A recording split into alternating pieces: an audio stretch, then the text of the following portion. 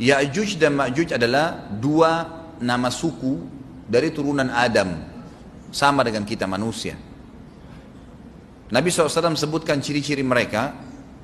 Mata mereka sobekannya kecil sehingga mata mereka kelihatan seperti sipit, tapi bola matanya besar. Mereka memiliki rambut yang keriting dan mereka memiliki poster yang umumnya seperti poster manusia. Hanya saja mereka ini memang menjadi fitnah, tanda-tanda hari kiamat. Mereka tidak berbaur dengan manusia yang lain. Salah seorang di antara mereka tahu kalau dia akan mati kalau sudah memiliki anak 1000. Tidak ada pengikutnya dari manusia biasa. Pada saat saya pelajari tentang Ya'juj Ma'juj ini tingkat 3 kuliah, kurang lebih waktu itu tahun 96, 97.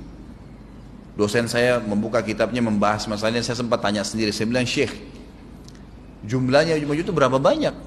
Dia bilang tidak terhitung jumlahnya.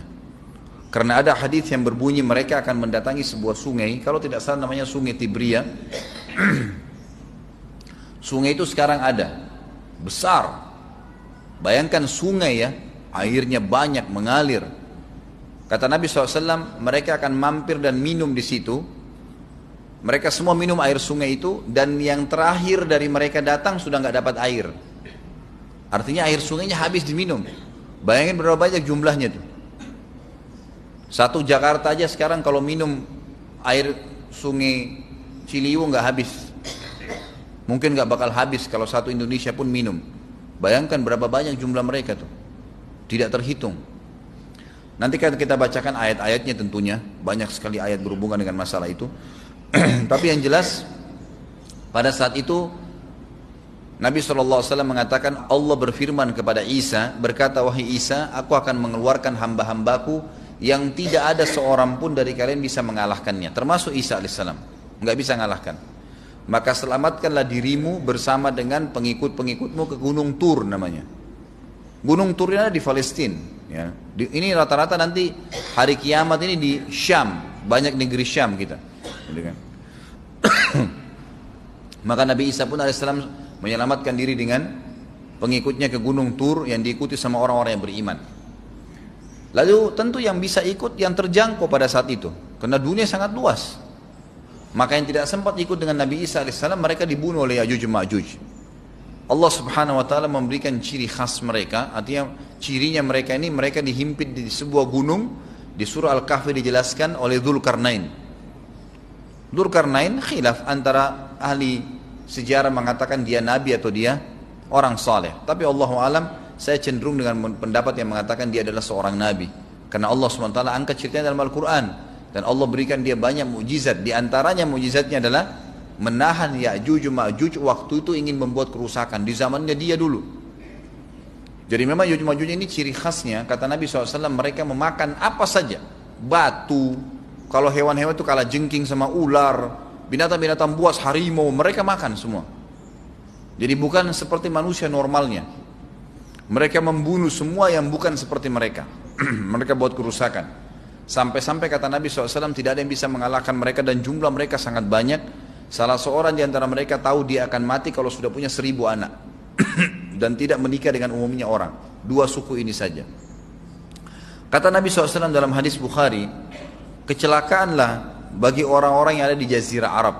Kemungkinan besar makna ini adalah tempat mereka dekat dengan Jazirah Arab. Sebagian ada satu syekh dari Mesir.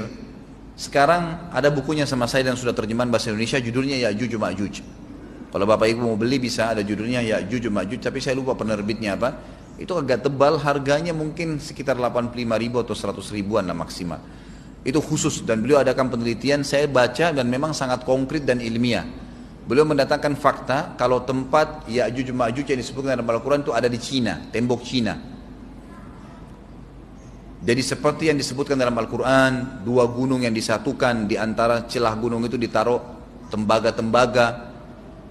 Pernah pemerintah Cina mendapatkan ada celah dari tembok Cina itu yang bolong, waktu mereka mau tempel bolongan itu dengan batu-batu tanah yang mereka biasa taruh sekarang, ternyata di dalam itu ada tembaga yang mengeras, dan seperti disebutkan dalam Al-Quran.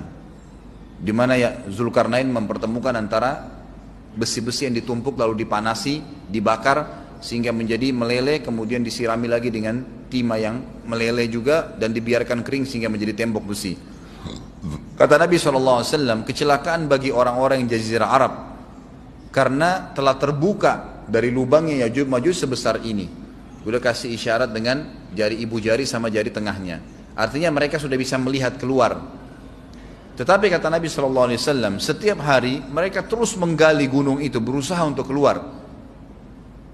Pada saat mereka tiba di malam hari, mereka capek, mereka mengatakan besok kita lanjutin. Mereka bangun besok pagi, gunungnya kembali utuh lagi. Sampai nanti waktu di mana Allah izinkan mereka keluar. Pada saat mereka keluar, maka mereka akan mulai membuat kerusakan. Ada di halaman 82 ya. Al-Anbiya 96 sampai 97 ayatnya. Ingatlah hingga apabila dibukakan tembok Ya'juj Ma'juj, bolong, jebol, dan mereka turun dengan cepat dari gunung-gunung itu, dari seluruh tempat yang tinggi. Kita tahu itu jaraknya berapa ratus kilometer, bahkan mungkin ribuan kalau nggak salah. Semuanya itu akan dipenuhi Ya'juj Ma'juj.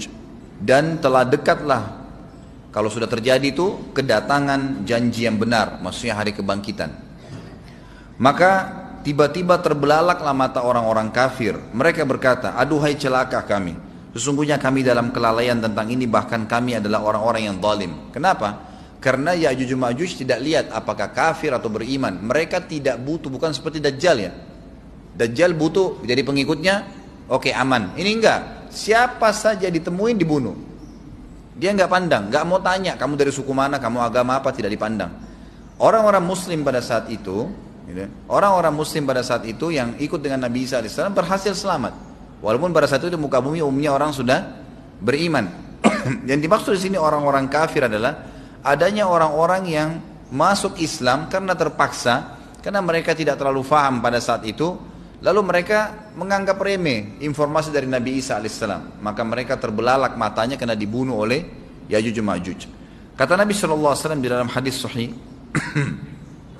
riwayat Imam Bukhari, bahwasanya Ya'juj Ma'juj akan membunuh siapapun yang mereka temui. Bahkan pada saat mereka sudah merasa menguasai bumi, mereka melepaskan anak-anak panah mereka ke langit. Lalu Allah menurunkan anak-anak panah mereka sebagai fitnah, dipenuhi dengan darah. Maka mereka berkata, kami telah membunuh semua yang ada di bumi dan semua yang ada di langit. Maka sebagai penutup dalam bahasan itu, kata Nabi SAW, Allah lalu mengizinkan Isa untuk berdoa kepada Allah agar memusnahkan mereka. Maka Isa AS pun akhirnya berdoa, meminta kepada Allah Subhanahu Wa Taala agar mereka semua dimusnahkan. Maka pada saat itu pun Allah Subhanahu Wa Taala menurunkan kepada mereka hama.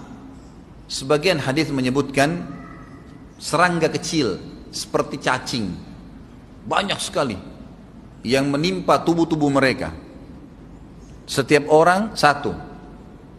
Dan itu membuat mereka mati. Membuat mereka mati. Dan mereka mati seketika semuanya. Jadi secara bersamaan semuanya meninggal. Allahu a'lam waktu itu berapa ratus juta jumlah orang Ya'juj Ma'juj pada saat itu, tapi semuanya akan mati. Dan seluruh muka bumi dipenuhi dengan jasad mereka. Setelah itu Nabi Isa AS pun berdoa kepada Allah Subhanahu Wa Taala agar menghilangkan jasad-jasad mereka yang baunya sudah luar biasa waktu saat itu disebutkan dalam hadis.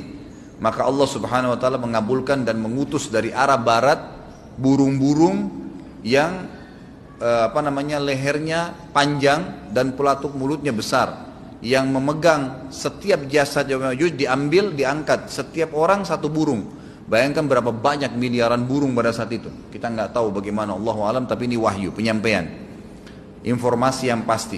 Diambil, kemudian jasad-jasad mereka dilempar ke lautan. Lalu Allah SWT turunkan hujan. Pada saat turun hujan, maka hujan tersebut membersihkan semua bekas-bekas mereka, kotoran mereka, darahnya segala bersih. Maka bumi kembali subur lagi. Tapi tidak disebutkan berhubungan dengan masalah ini berapa lamakah kejadian tersebut terjadi. Kemudian setelah itu Isa AS memimpin lagi di muka bumi sampai beliau meninggal. Setelah Isa AS meninggal, kembali lagi sebagian besar manusia berbuat kekufuran. Kembali manusia berbuat kekufuran. Mereka kembali lalai, nggak ada lagi pemimpinnya karena terlalu banyak orang pada saat itu, maka ada yang kufur lagi.